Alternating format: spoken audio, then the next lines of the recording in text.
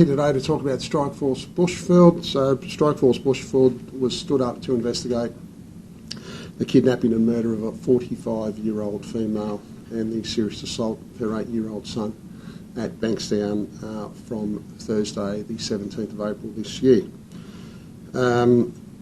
As you're aware, on the 28th of August this year we arrested and charged a 29-year-old man for his involvement in that murder. Yesterday, I can report yesterday that 3 other men have been arrested for their involvement in this investigation. I will refer to them as the kill crew, the contracted kill crew, that were responsible for the abduction and the murder of the 45-year-old female and the assault of the child. I'm limited in what I can say. There is a current suppression non-publication order in place, so I can't say too much about the individuals.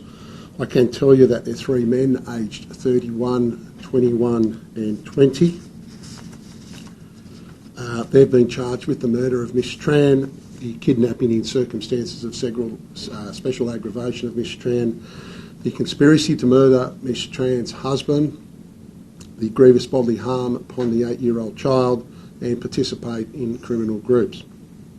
They will appear at Bellwood, or their matter will be mentioned today at Bellwood Local Court. We will allege that these 3 males attended the victim's address in company with the 29-year-old male.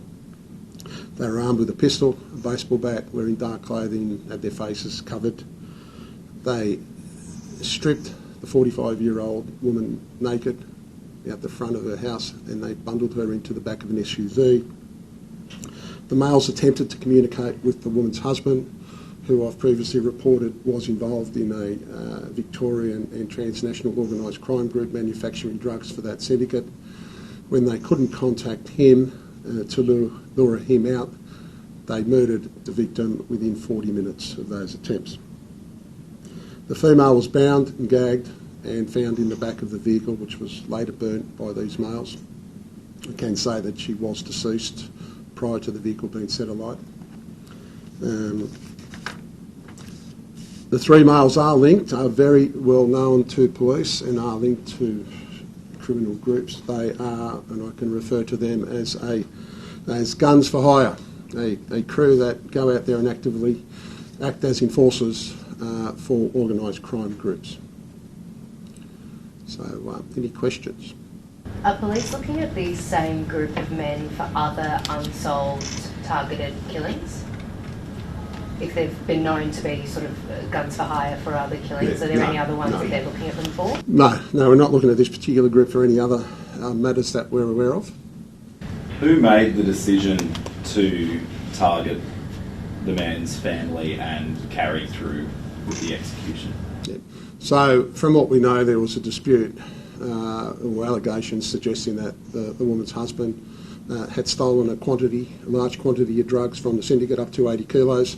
The upper echelons of that crime group, and that investigation is ongoing. Whether it was onshore in Sydney or Victoria or offshore, we don't know at this stage. That investigation is ongoing, but a decision was made by someone at a much higher position within that organisation. And can you talk us through the communication that these gun for hires had with the intended target about his wife in the moments leading up to it? So what we know is that the syndicate or the group were attempting to communicate with the husband to lure him out to murder him and attempt to recover their stolen or alleged missing drugs. When that failed, they had always planned to attend that victim's residence. We will allege that regardless of what happened, it was their intention to attend that address, kidnap the victim and murder her. And were they sending him a countdown and such?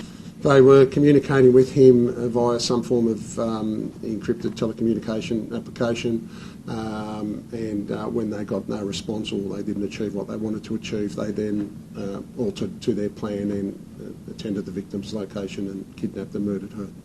Once upon a time, with organised crime, families were considered off limits. Are those days gone? It obviously appears those days are gone. These young criminals are ruthless. They don't care about the code if I can use that word. It's no longer families are off limits. It's what's in their best interest. They're selfish, they're greedy, they don't think of the consequences. These guys are in big trouble. This is a pre-planned homicide, murder, and if convicted, they are looking at serving long sentences in jail. Can I ask about the husband? I might have missed this earlier. Do police know where his whereabouts is? The husband is communicating with police, and I can't really say much about his location, but he's talking to us and cooperating.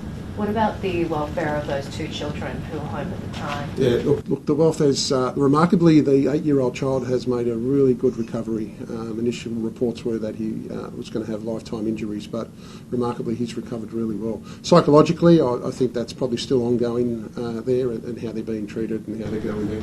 The details are pretty horrific. Do you know if there was instructions from the higher-ups to strip her, to gag her, all those sort of awful things? Yeah. No, look, we don't know what the instructions were, but I can say that, look, even though this is a significant breakthrough of this investigation, the investigation is ongoing, and we are looking at other people, and we are confident that we will have a result. Are these kill crews, specifically this one or in general, aligned with any one organisation, or is it whoever will pay them for this? No, not at all. They prostitute themselves to whoever pays the biggest amount, and and whoever pays them the money, they'll go and do the job for them. Just on those other people that you expect to arrest, do you know if there are other people organised in setting up the car, stocking it with the kill kits, things like that, like we heard last week? Yeah, well, this is the same modus operandi. Cars are pre-planned, set up, and that's why we say there's that level of planning and premeditation in this crime, and that was done on this instance. They go out, they purchase the kill kit, they purchase clothing, they purchase whatever else they require to complete their task. You believe there were separate people separate to the 3 arrested that organised that? No, we think these guys, this syndicate, did all of that themselves. It wasn't a separate syndicate that staged the cars for them. These particular 3 done the staging of the vehicles, prepared and purchased all the equipment they required. Do police believe... carried out the kidnapping and murders? Yeah, and then they attended the location and carried out the kidnapping and the murder. Do you believe you've arrested everyone who was at the house now? Sorry, what's that? Do you believe you've arrested everyone who was at the house now? No, that's an ongoing investigation. There may have been other people there. We're not quite sure, but we know that these 3 were definitely the 3 that were in the vehicle and bundled the victim and took the victim from that location to Beverly Hills. Do you know which of these 3, and if there's one of those 3 who actually pulled the trigger and killed Ms. Tran? Look, we do have an inkling of who we think it may be, but I'm not willing to say that at this stage. Is there evidence she was tortured? There is, well, I guess if you can, she was bound and gagged, and I mean that falls under the definition of some form of torture, doesn't it? It was very, very brutal in the way she was abducted, stripped naked outside a house, bundled into the back of the car, and within 40 minutes executed. Have you seized those communications between the offenders and the intended victim? Yeah, no, look, that's ongoing. We haven't seized any communication devices at this stage. Just on that, are you able to detail, without going to specifics, what those threats were and those communications they sent in? Were they photos? Were they words? What was said? I can say that there were several attempts to physically locate the husband, and then following that, there were several messages sent via encrypted applications, and one of those included an image of his wife. What's the obviously you want to send a message to people, the other people who are these guns for hire, but also I guess there's a message to people getting involved in organised crime, doing things like being a cook or whatever, just about how ruthless that industry is. Well, absolutely. Being involved in any level of organised crime or drug manufacture or distribution is high risk. It has consequences. It's not as lucrative as it seems to be. You may cross the people you work for or have some dispute, and this is what ends up happening. You or your family are under threat, For those younger offenders that think it's all rosy out there and it's easy to do these jobs, the consequences are dire. You will end up in jail for a very, very long time. And we have had a very good success rate with these type of investigations, and we are arresting these offenders that are responsible for these type of crimes, and it will continue. These 3 arrested, and perhaps the 4th that was arrested previously, are they members of a gang that you've spoken about previously? The 3 arrested yesterday are associated with some street gangs in Western Sydney. I don't want to even mention their name. I don't want to give them that notoriety, but loosely linked to them. But they simply are a contract crew who are guns for hire. One of the reasons there has been so many arrests is because these guys are filming it. Was this instance filmed? Was it filmed? Yeah. No, not that I'm aware of. There was no. There was an image taken off the female and sent to her husband, but there was no video recording of the incident that I'm aware of.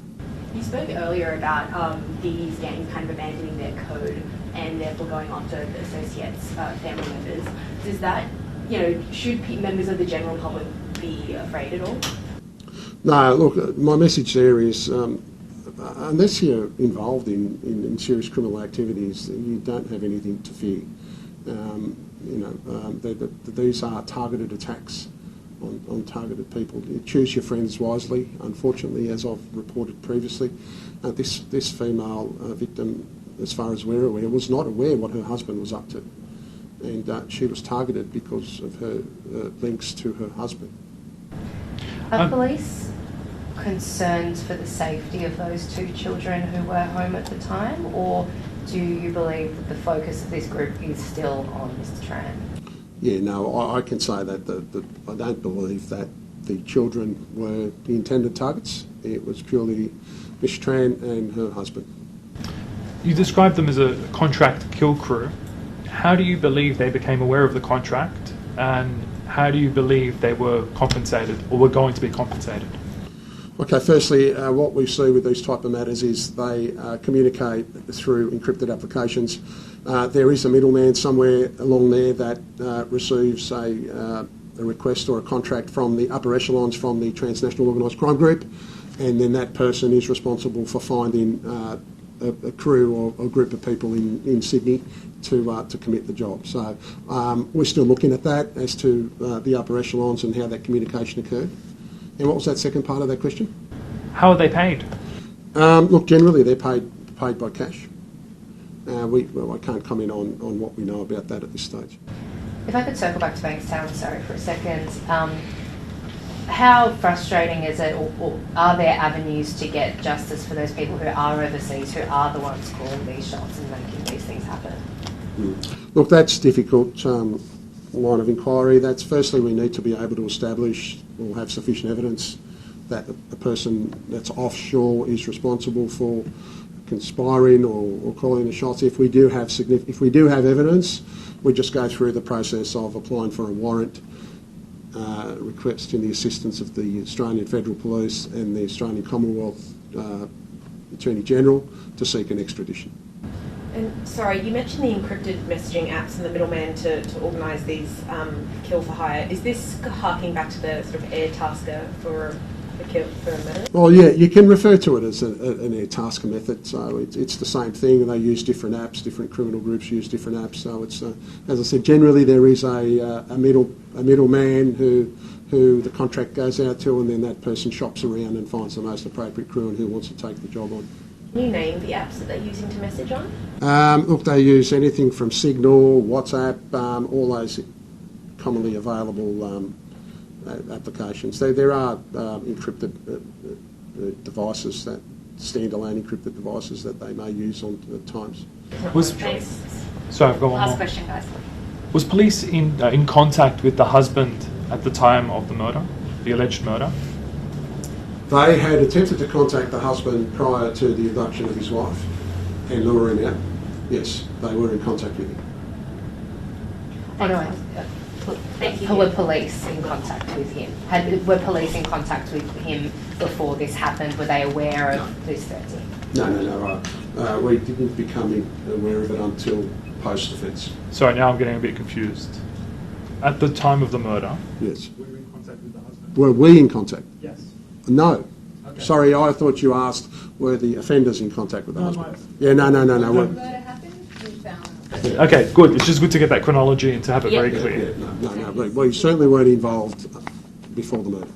We weren't aware of it. Thanks, boss. All good?